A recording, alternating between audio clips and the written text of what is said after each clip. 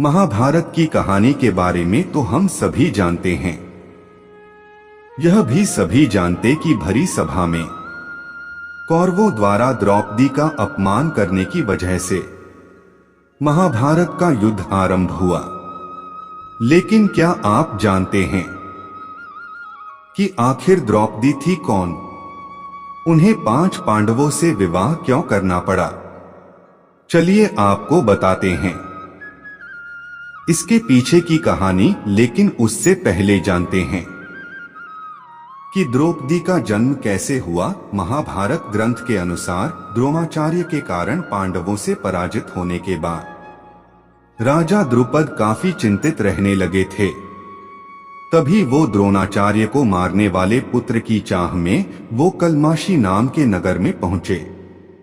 वहीं उन्हें 2 ब्राह्मण याज और उपयाज मिले, जिन्होंने उनके लिए पुत्र प्राप्ति हवन किया। उस अग्निकुंड से एक दिव्य कुमार प्रकट हुआ, मगर उसी हवन कुंड से कुमारी पांचाली का भी जन्म हुआ, जो कमल की पंखुड़ी की तरह कोमल थी।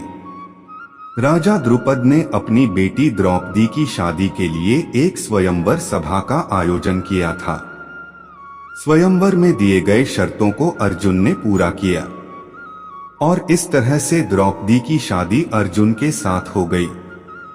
उस समय पांडव अपनी मां कुंती के साथ पहचान छिपाने के चलते ब्राह्मण वेश में रहा करते थे और भिक्षा मांगकर अपना पेट भरते थे। पांडवों को दिन भर भिक्षा कर जो भी मिलता था उसे वे अपनी मां कुंती के सामने लाकर रख देते थे, जिसे कुंती सभी में बराबर बांट देती थी। उस दिन अर्जुन द्रौपदी को लेकर घर आए तो उन्होंने दरवाजे से ही अपनी मां से कहा कि देखो मां, आज हम लोग आपके लिए क्या लाए हैं। किसी काम में व्यस्त होने के कारण कुंती ने बिना देखे ही कह दिया कि जो भी लाए हो उसे 5 भाई बराबर बांट लो। जब कुंती ने द्रौपदी को देखा तो वह हैरान रह गईं। उन्होंने अपने पुत्र धर्मराज युधिष्ठिर से कहा कि इसका कोई ऐसा उपाय निकालो जिससे द्रौपदी का भी कोई अनर्थ ना हो और मेरे मुंह से निकली बात भी झूठी ना हो। हालांकि इसका हल युधिष्ठिर भी नहीं निकाल पाए।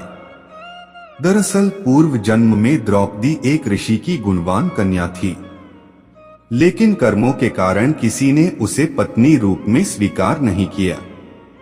इससे दुखी होकर वह भगवान शिव की तपस्या करने लगी, जिससे प्रसन्न होकर भगवान ने उन्हें मनचाहा वरदान मांगने को कहा।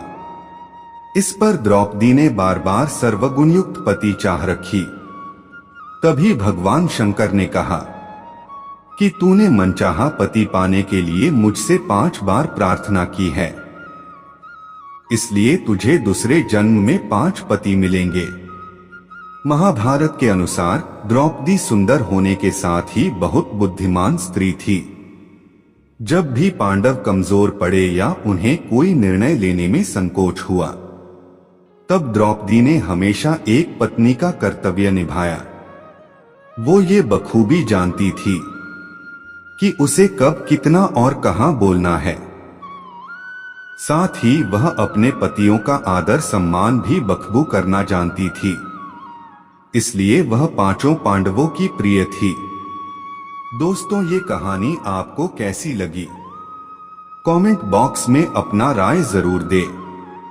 धन्यवाद।